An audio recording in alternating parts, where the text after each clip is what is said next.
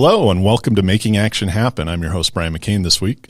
Unfortunately, Sarah cannot be with us today. She had some work stuff to do, but we're kind of lining up the next few weeks with a myriad, saying I can't talk, a myriad of topics when it comes to the legislature, what's going on. We've had some candidates. We're going to have a candidate on today that's just going to speak a little bit. And with that, let's get it started. So, Rick, I met you, it's been about 6 years now. I was working for my former boss, Congressman Tipton, and you came in the office with some issues that we helped to address or tried to help to address. And then recently, as I transitioned jobs and you retired, we ran into each other again, and you told me some news. But first off, let's start by just saying a little bit about yourself, a little bit about your background. My name is Richard Arko, and I grew up in Pueblo, Colorado, went to school at Adams State College, and then moved to Denver for a little while, and it wasn't my cup of tea, so I moved back to the metropolis of Pueblo, Colorado. The big city of Pueblo. Big city. Well, you went to Adams, so yeah. It was actually after living in Alamosa, it was back to the big city. But I worked at the mill for a few years and decided that was too hard of physical labor, and I ended up at the Federal Bureau of Prisons for just a few months shy of 24 years. Wow. And November 30th, I said I'd had enough of that. And there's a whole host of reasons we could get into of why I could not continue to work for that place. And the last 6 years of that, I spent as the president of the union local there. Mm-hmm. And probably about 4 or 5 years before that, I'd been pretty involved in the union. But the last 6 years, I was the president. So Sarah, who's usually with us, she actually went to Adams also. And one funny thing when I started this job, and I've said it before on the show, it's like, oh, at least I won't have to drive to Alamosa anymore. Not that I dislike Alamosa, but I was constantly on the road between the West Slope, Alamosa, the Valley, and Pueblo. And now I spend about 2 days a week in Alamosa. So kind of like one of those things when you're a kid, I'll never work fast food, and then you end up working fast food. That's what happened to me. I jinxed it. But and Adams, they're members of Action 22. We're very involved with education, the Valley, anything related to just the prosperity of rural Colorado. And the way I've been looking at it, and a lot of our guests, is we look at Pueblo as the hub of rural Colorado. So if you look at the Action 22 map, those are all the counties we cover. El Paso County's in it. They're kind of different than the rest of it, but they are in Action 22. But if Pueblo succeeds, rural Colorado succeeds. If Pueblo succeeds, Alamosa succeeds. So that's why we really like to bring guests on running for office, and we offer it to anybody running for office. Doesn't matter where your party is, as long as you're an Action 22 member. So with that, when I saw you on Saturday, you said you're going to run for office. So what are you running for? Well, I'm trying to run for Pueblo County Clerk and Recorder's office. So I'm really late in the game. Mm-hmm. I'm not a politician. I'm not well connected. So this could be the shortest candidacy in the history of Colorado, honestly. I announced on, I think it was Secretary of State's website on the 20th of February, which I found out is really late. Mm-hmm. So I've been trying to play catch up to the other candidates, and we'll just have to see how it goes. So what made you want to run for this seat? Well, I think the Clerk and Recorder's office is super important, especially since the last years in elections.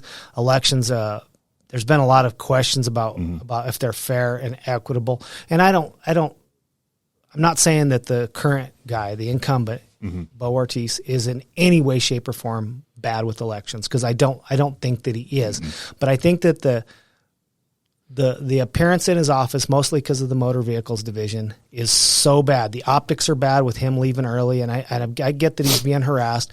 But the thing is if you can't have the faith of the people to license your vehicle, it's going to come eventually it's going to come to a head where they start calling into question his work ethic and his ability to run fair elections, whether it's based in truth or just fiction, which I think it'll probably be based in fiction. But the thing is that it feels like to me that democracy, all you have to do to threaten it is put out a fake tweet to call to question whether we have any say or not. And the whole system, it's like the U.S. dollar. It's backed by our good faith. It's not backed by gold. It's not backed by anything except for that Rick and Brian believe that this dollar is worth something. And I think the same can be said for elections. Elections are only as good as we believe they are. Mm-hmm.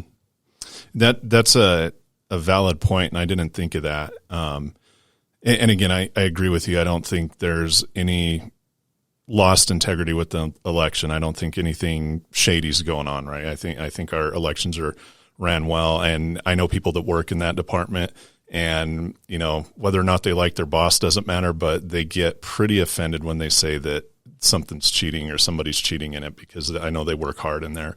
But he is over the motor vehicle part as well, and you're 100% correct that if that's called into question, then the other thing, even though they're not connected at all, they are, because it's one individual that is elected that covers this. And I can see how that can cause the mix-up and kind of the stir-up and loss of faith, for lack of a better term. Yeah, I just think it's a slippery slope. If we don't like the incumbent because of the way he's running one part, then we're going to just naturally let it slide into other parts. And once people are dissatisfied, they make it up in their mind they're dissatisfied. And I think that position is so vital to the running of, forget Pueblo County, the whole country, the state, everything. This really, really matters. And part of what got me in it really late is that I saw the other candidates and they said, well, we're going to be nice. We're going to be nice to people. Okay, well, how are you going to be nice to people? Mm-hmm. They don't have a plan moving forward to shorten the lines, to get rid of the appointments, to open satellite offices, whatever their plan. They don't have those plans. They're like, I've got friends and I'm going to be nice. And that sounds great, but it's meaningless. Yeah. And I just bought a car, bought it from a family member. So I didn't have the opportunity to put the temporary place that you get when you buy it from a dealership. And something was messed up somewhere, but it took a few months to get the title. And then going in, I had to make another appointment to get the license plate. So my car sat there for 6 months without plates. We finally got them, I think, last month. What are some ideas you have, or a plan you have to shorten these wait times, make it more efficient? Basically, I buy a car, I need tags, and I don't want to wait 3 months. So there's a couple of things that I've thought about that really need to be done to shorten the lines. First off, the county requires you, the state requires you to license our vehicle. It's not because we go down there because we want to. It's a forced situation. Yeah. We allow ourselves to be forced to register our vehicles. Let's put it that way. I know that sounds crazy, but that's in essence what we do. So when you go down there, you should be treated with respect. And there's a lot of candidates saying that you should be treated with respect.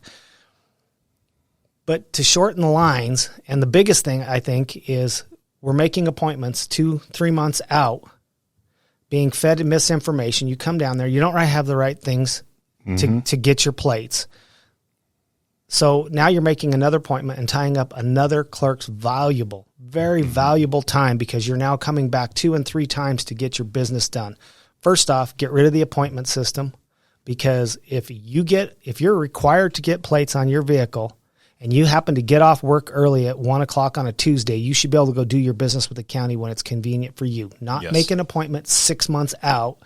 Okay, second thing is, as I brought up, there's a complete lack of leadership in that office. Those clerks and recorders in those offices are dedicated, hardworking people that have a lack of leadership in their office. If you talk to one clerk, they give you one bit of information. You talk to another clerk, they give you a different bit of information on the same question.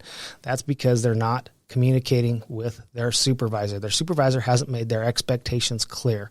So now you're tying up time, and so is everybody else in Pueblo County, to go back repeatedly. So that in itself, communication so that all those clerks know the same thing and they're on the same page, would shorten the wait just from that. Mm-hmm. It seems like you know a little bit about that. I've talked to employees, and I bought a new car last year, and my personal experience was okay. It was, but my uncle likes to buy and sell cars, used cars all the time, and he's always trading cars, and he's super frustrated. Yeah. And the car dealerships, you talk to the used car dealerships in particular, and they're having issues. And the trucking companies are having issues with the same thing. They're getting told to come back. So that forces trucking companies, locally owned trucking companies that could possibly move to another county to avoid this mess, to get trip permits. So they're spending money that they shouldn't have to be because they can't get in and they can't legally drive their trucks across our county without plates. Yeah, and I'm not going to name names, but I know quite a few people that have since registered their car in different counties because it's just faster. You know, and they have a brother or a friend that lives in Los Animas, somewhere like that, and so they register there. So not only is that technically illegal, the county's missing out on the money. It's a financial impact to Pueblo County when you have people going out of the county to register their vehicle and pay the fee there. When you're looking at it, let's say from a managerial standpoint, because I know your time at the prison, you were in a managerial spot, correct? In my job, no, but as the union president, very much so. Yeah, I had like 6 or 8 people basically working for me for free, but I still had to manage their work assignments and expectations and training requirements and all that stuff. So you have experience managing people and time management and all these things. I do. And you feel that's lacking from the county clerk's office right now. I do. You know, I look at it this way. It sometimes feels like with all the stuff that's been in social media about the incumbent, that this is more of a part-time job. It's not like his life. This isn't like what he does. He ran a business and he runs other side gigs and things. And I think that Pueblo deserves a full-time professional county clerk. I'm not about flipping off reporters, and I get it. He's frustrated, and I would be if I was in his shoes too. Yeah. I mean, I don't want to just pick on the guy because I get it. I get it. But that's not really a good way to win voter support, trust, and respect. That's true. And this is going to be a battle for you because from what I understand, there's a few people running for this spot, correct? There's a total of 6 people running for this spot. Wow. And is that just on one party or is that between both parties? That's on one party. One party. So one party. The other party, I think, has probably 1 or 2 as well. It's one. I think it might even be 1 now. I'm not sure, but yeah. But being new to politics, you're going into this, it's kind of like learn fast or throw you in the deep end kind of thing. It's definitely sink or swim, but I'm trying to keep a positive attitude about it, that if I can't get in this, at least a few people will learn my name, and I will learn people's names, and I'll learn the system and see how it works. And more importantly, even if you're not elected, you're bringing attention to some of these things, and it's getting it out there, and the more attention you bring on it, that's when it hopefully changes or somebody else comes in and fixes it. So whether or not, you win, I think it's important that you bring this up and you talk to people, you talk to the constituents and say, look, there's a lot of problems here and this isn't going to change until you vote to change this. Or the incumbent pays attention and he sees what's happening and he changes it. But that's the beautiful thing about elections. I guess we won't know until that ballot hits the box. We won't, but it definitely needs to change. And I think that, even though it's not good for me to have that many candidates running, it means that if I've talked to 2,000 people and they've all talked to 2,000 people, we've already got a big message out there that we, the people, will not tolerate what's going on. Yeah. We don't appreciate it. So what's been your most frustrating thing going into this at the last minute? So there's 2 ways to get on the ballot. You can get on through petition. You can get on through the caucus. You can get voted in. You have to have 30% of the delegate votes at the county assembly.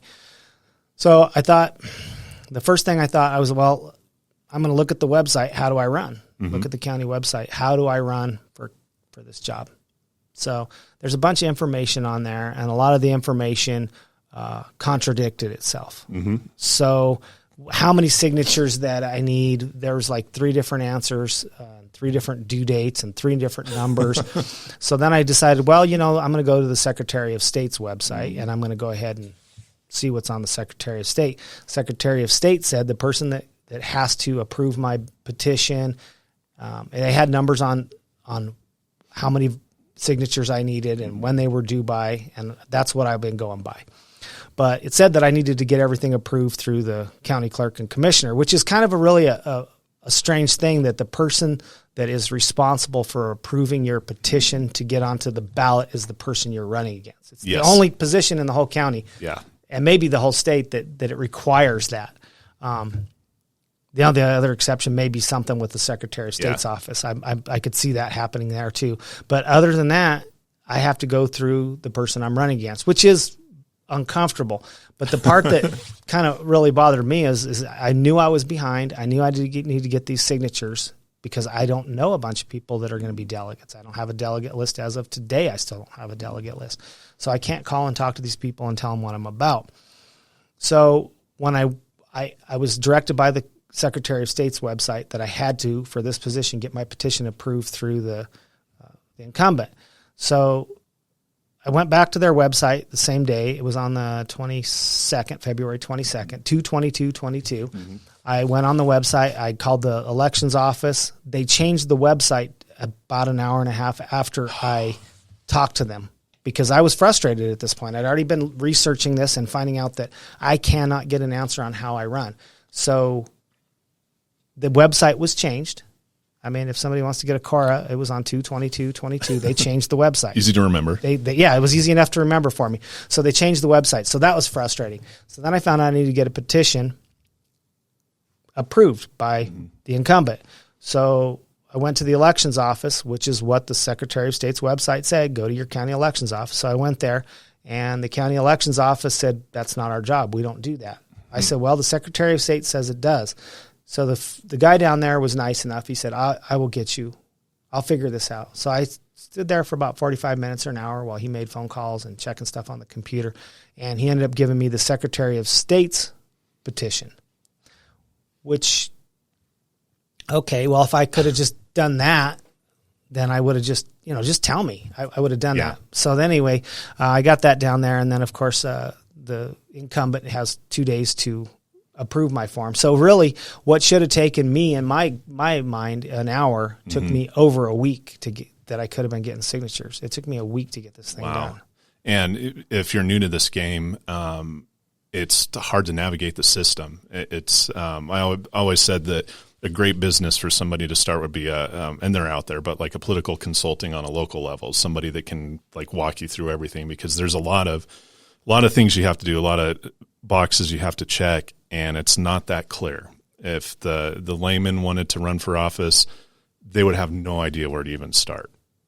No. When you look at like all these websites, especially like the Secretary of State, there is no search box. How do I? Yeah. No, you don't. You literally have to try to navigate the entire website because it's not easy. Yeah. And then they refer you back to the local, and the local says, no, you got to go with them. And so there's a lot of finger pointing about whose responsibility it is. And doesn't really matter when you're trying to run for office. You just need the right answer. Yeah, and this has been brought up with a few candidates I've been talking to. So the petition process, gathering signatures, how many signatures did you need to get to petition on? My final answer was 1,000 signatures from people registered to the party I'm running for by March 15th. Okay, which is impossible to do right now. It's impossible to do right now. And it's also, when you look at it, there's companies, there's agencies that just gather signatures, and you pay for those signatures, and it's not cheap.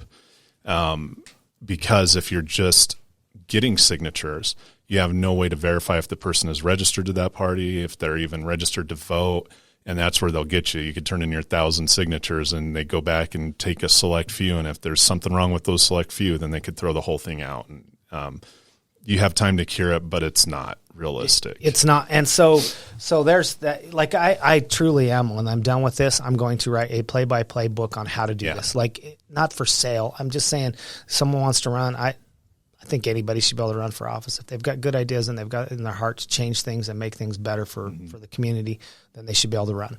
But that's not really, like you said, it's not easy. So when you have a petition and you get beat out of a week, it doesn't sound like much, but when I stand in front of a grocery store, not King Soopers because they kick you out, but if you stand in front of a grocery store, you can expect 7 people an hour. If you're talking fast, you can get 7 people an hour that say they're of your party that will sign your petition and sign it correctly. So that's the other problem is a lot of people are in a real hurry and they'll sign their name and they'll date it and that, but they don't put the county, they don't put their printed name. You as the petition circulator cannot fill that information in. So it's invalid. Yeah.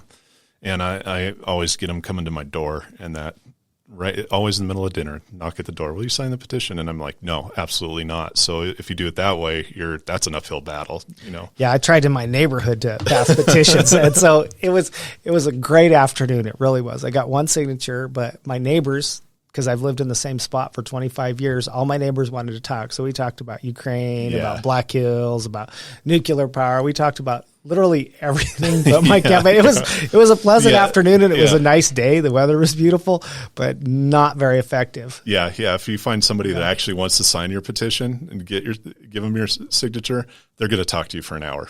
Yeah. Because they're involved and they know what's going on. So, and like you said, you can pay petitioners, and I don't know how much you got to pay these people to It's to not do it. cheap. But you also have to pay for each petition you have to pay $100 or $150 fee to the Secretary of State. Yeah. And they have to approve that too. Yeah, it's. I remember we did it. I did it on some campaign, and it was a congressional campaign, and we're talking like $60,000 just to go gather signatures. Yeah. I mean, it was insane.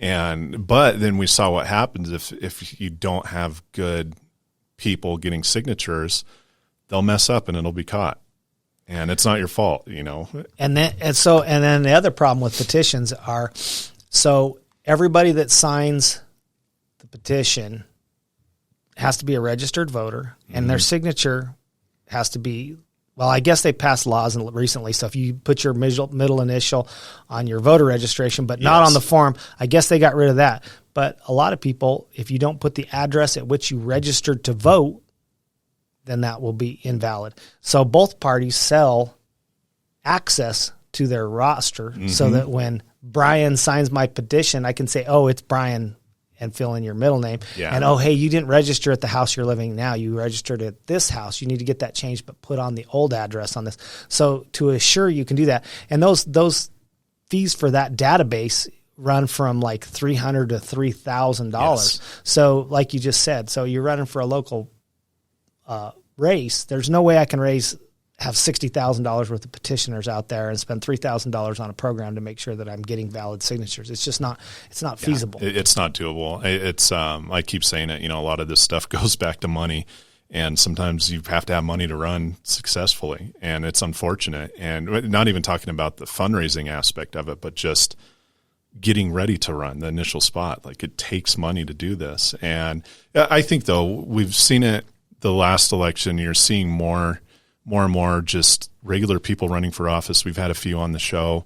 Some won, some didn't, but they're kind of in your spot too. They had no idea what they're doing. And of course they call me right away and I'm like, I don't really know all this stuff. Yeah. And I have a lot of support through my time with labor and being connected with basically every labor union in Southern Colorado. I've got some connection with all of them and they're very helpful, but they also work full time. And they themselves have never gone through the process. Yep. So we all knew a little bit. Even coming into this, I knew a little bit. But then when I started researching it, I found out how little I really knew and how much none of us know. And it's not our fault. I mean, you have to walk this to know what it's about. Yeah. And it's kind of a good test too, right? To see if somebody's truly dedicated, because I know if I was in that spot, I'd be like, I quit. I give up. Like, I'm not going to do this. But it goes through my mind every day. So you're not going to go the petition route. So you need 30% of the votes. 30%. Yeah. And how many delegates are there? Or estimated, how many do they think there's going to be? In a perfect world, it'd be like 600. Okay. But ittle be less than that. Yeah. So, I mean, I don't know. We probably need 180 delegate votes, or maybe even a little less than that. Yeah. I think the other side of the aisle, theirs just came out and they had 182 or something like that. Were the total? Yeah, total for delegates for the county. Don't quote me on that. I just heard that this morning, so I haven't actually seen it, but it wasn't near as many as I thought it would be. So, well, the thing is, I noticed too, is that after the last weekend's caucus, that people are showing up for their candidate, and when you start adding this number of candidates, you get a lot more participation. Yeah. So we'll see probably 3 people out of this. I can't see it being split between 2. I think we'll see at least, or 3 candidates out of the caucus. And so when you go there, for people that don't know, basically you go, somebody nominates you, correct? That's my understanding. Yep. And then somebody seconds it. Yep. And they usually say a little bit about you, like, I'm so-and-so, and I've known Rick this long. He's a good guy. I nominate him. And then somebody stands up and seconds it. And then from there, the delegates, after they see everybody that's nominated, then they all vote for it. Correct. And so your job there is to work over the delegates. Right. So as of now, start working them over now. And tell them why you're running and what you're going to do. And that's how you win those votes, which I get it. I think we're one of the few states that still does it this way. But it's interesting to see, because I always thought it was a fine balance between the caucuses and assembly, because you have more of the activists show up. So you see more of the kind of the fringe of the party show up. And it's interesting to watch candidates because they kind of cater to that a little bit, even though they may not be that. And then, there's wild cards in it as well. Like there might be somebody that you don't even know is running, and they stand up there and they have like 80 people show up. And, that's happened a few times. I know, Congressman Lamborn, I think it was 2 elections ago. He's in a pretty safe seat up in Colorado Springs, which obviously, and there was some grief that he wasn't showing up places, and some angry people.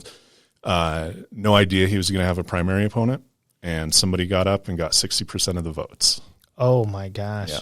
Wow. Now in the primary, she didn't win. And that just kind of shows like that, you have more of the people tied to a candidate, or more of the activists, more active people in the party show up, but they don't always represent the voters across the board. Oh yeah. You could stack a meeting. If you know enough people, you could stack a meeting. Yeah. So it's interesting, and it's kind of fun. I always enjoyed going to them, and the big ones, because you never knew what you're going to see. And there's like people standing there with sandwich board signs on saying, so-and-so is the devil. And it's like, what? I just talked to him. I'm pretty sure he's not the devil, but it's an interesting process. But again, I don't think the average person sees that how much work actually goes into running for something. They think you just like, I want to run, and you run. And that's it. It's not that easy. So if you had a magic wand to fix something in the county clerk's office right now, what would you do? I think this might not be super popular, but I think the biggest thing to do be to improve labor management relations with the clerks in that office. That would be the biggest thing to do, because you got, I think 10 of them have said that have expressed a desire that they're going to try to quit. Mm-hmm. I was told by one that if I didn't win, or somebody didn't win besides him, she would be gone in November. And so if you can't, it's like everything right now. If you lose those employees that know the job, that don't need to be trained, they need to get on the same page, but that's different than taking somebody off the street and training them. Yeah. Where there's a 6 or 8 month or who knows how long window to get them up to the efficiency of a long-time employee. I think that they need to keep the employees they have, and they need to recruit more employees. Is there an employee shortage right now at the clerk's office? I know that at one time they were, I can't remember, it was 6 or 10 employees short, and I don't know as of today, but I would suspect that like every other part of everywhere, the economy, they're short. Yeah, I mean, you just came from a business where you were always short. Yeah, that's literally the reason I quit working for the Bureau of Prisons. I had a good job. It was seniority based. I had a good job, but there's, you're working 16 hours a day because they don't have staff. Yeah, and that's when I first met you. You guys came in the office, and back when I worked for Congressman Tipton, and on paper, everything looked good. They were good at showing it on paper, saying, no, we're doing fine. Of course, we're a little short, but it's not the end of the world. And then you guys came in and showed us how it really was. And what we showed you, well, those were the good times. When you were working for the senator, those were the good times, because they are much, much shorter than that now. But guess what the Bureau of Prisons official stance is? No, we're a little tiny bit short, but we're really close, because what they do is they fudge their numbers. They just say, we don't need 200 officers, we need 180. And then another year goes by and they say, we don't need 180. We're only supposed to have 150. Well, if you keep making that number lower, it looks at your staffing percentage is good. But then when you look at every single employee is working 16 hours a day, 3 and 4 days of their work week because you don't have anybody else to work. And that, it being the son of law enforcement, both mother and father, that kills a family. And you know, I don't have much time to retire federally right now. And of course, my dad said, well, go work for the prison. I'm like, I don't want to go work for the prison. It's like, I tried to help those guys out the best I could. I see what it's like there. I can't do that. I have 4 kids. You know, my wife works. Like, that would be impossible for me. And I look at you guys, and again, I'm the son of a cop. And of course, he's went through a few divorces during our time. And I just can't see myself doing that to my family right now. That is a hard job. I mean, that's...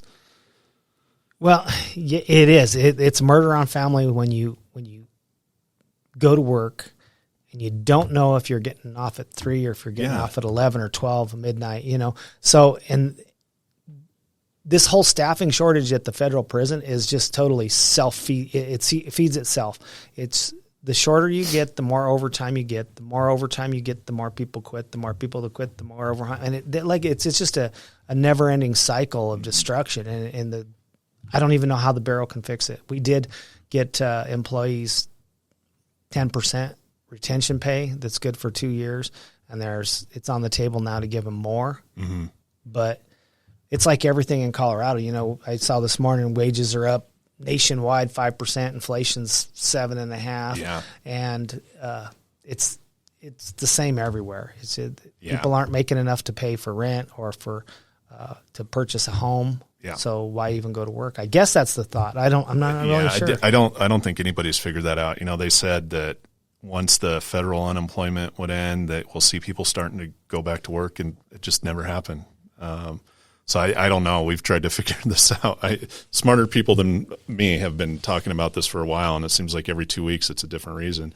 But, you know, when working for the prison, you can't just quit either. Like, I mean, you can quit, but if you're, first off, just your integrity being in that type of job, you know, you're not just going to say, like, I quit today. Bye, guys. You're not going to leave everybody there. Like, it's not something you can do. And even then, you know, it's just, that's not the right thing to do. It's not like working at McDonald's, you know, where I'm over this, let's walk out. Yeah, and they get you hooked. Besides the loyalty to your friends and your coworkers, but they get you hooked because you can, not well, but you can retire after 20 years if you're age 50. Mm-hmm. So they get you. Once you get past 10 years, it's just like the military. Once you get past that 10 years, you're like, I can work 10 years here, or I can work 18 years somewhere else. So, you know, they get you.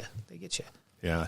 What besides staffing, you know, what's another major issue impacting the prisons today? I know the inmate population isn't shrinking, correct?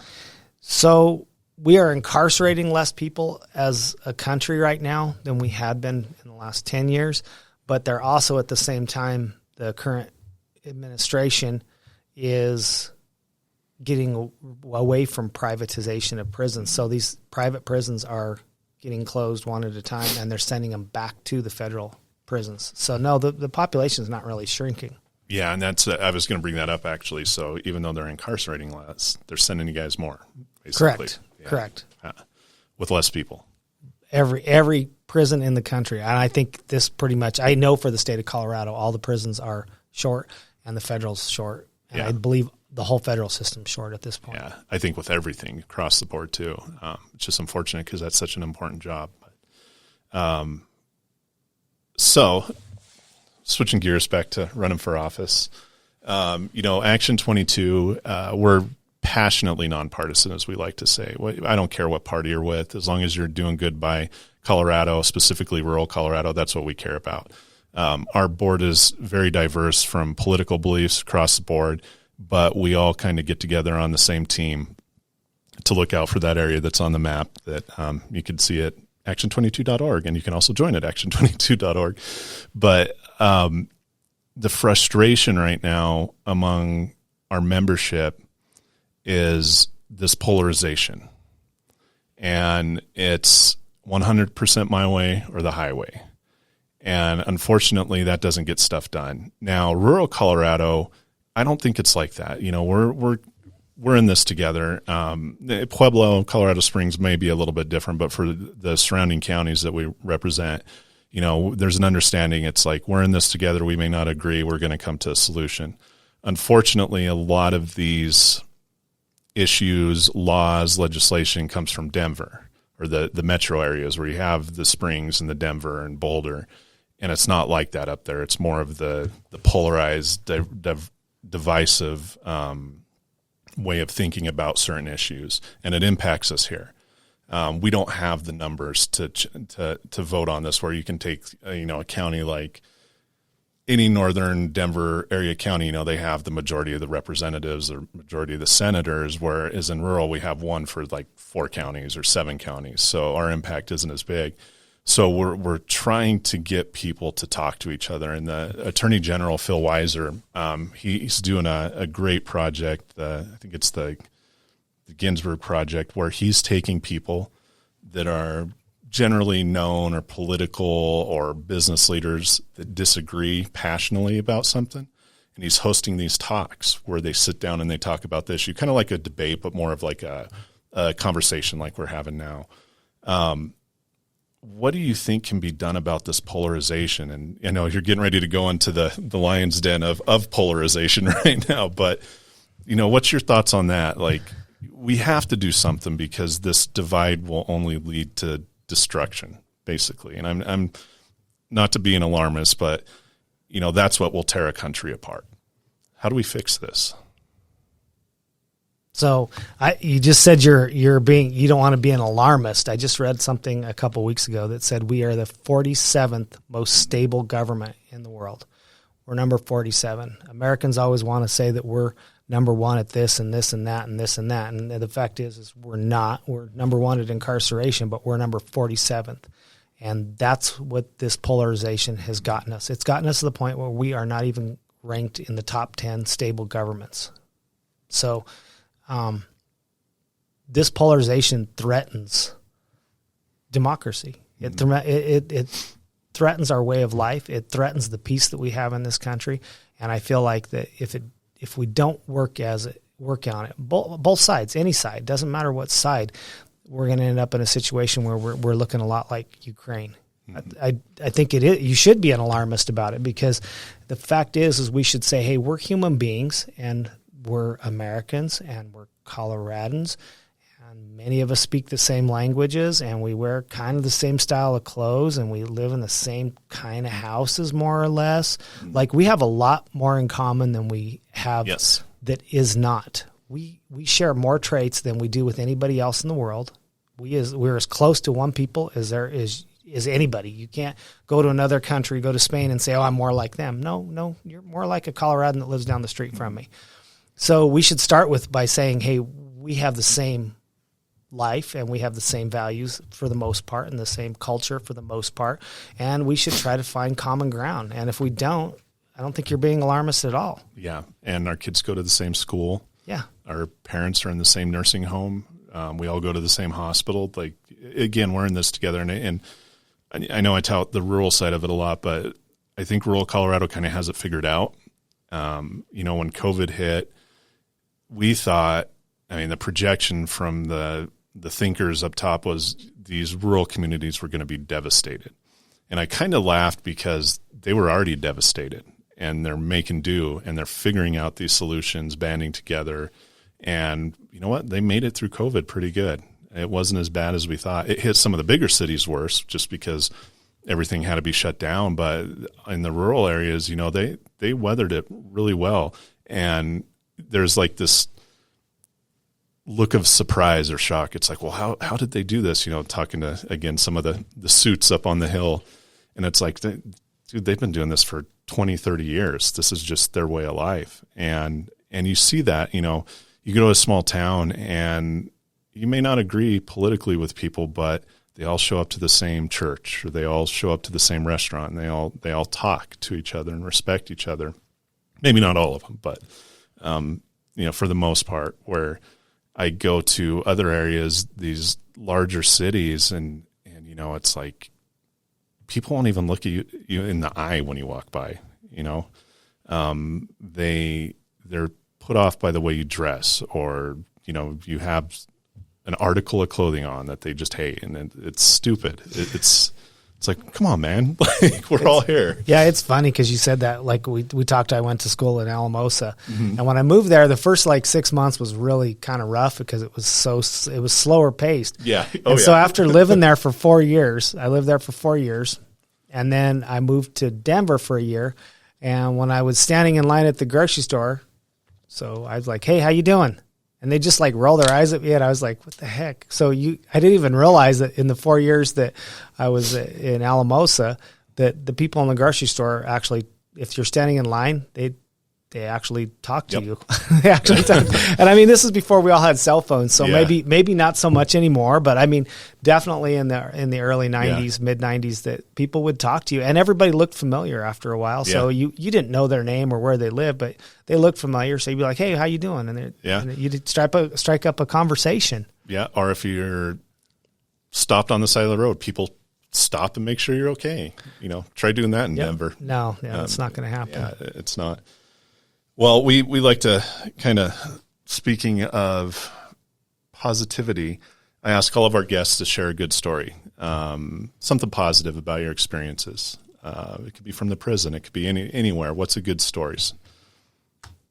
Good-hearted story. Good-hearted story?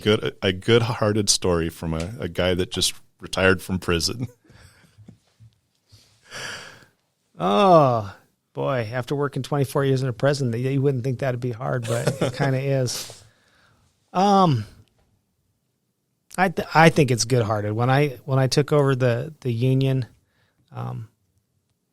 they had a little bit of money and they had a little bit of camaraderie there, but over the course of time, I doubled the membership, and they didn't have quorum to meet meetings because you got to have 7 or 9 people, and there was times when I would have 40 or 50 or 60 people show up to a meeting. Depends on where we had it. But if it was someplace they wanted, we even had one where we had a guy, a union representative from out of state come. And he said, can we meet on Thursday? And I said, yeah, we can meet Thursday. He said, can we have a meeting? Can we get all the people together? I said, yeah.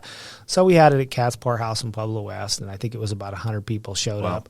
And he's like, how did you get 100 people to come out here? I said, well, I offer them free dinner and to talk to you. And he's like, still 10 people usually show up. I said, well, because we're just here to visit. I mean, it was nice. It was nice to see the people come together.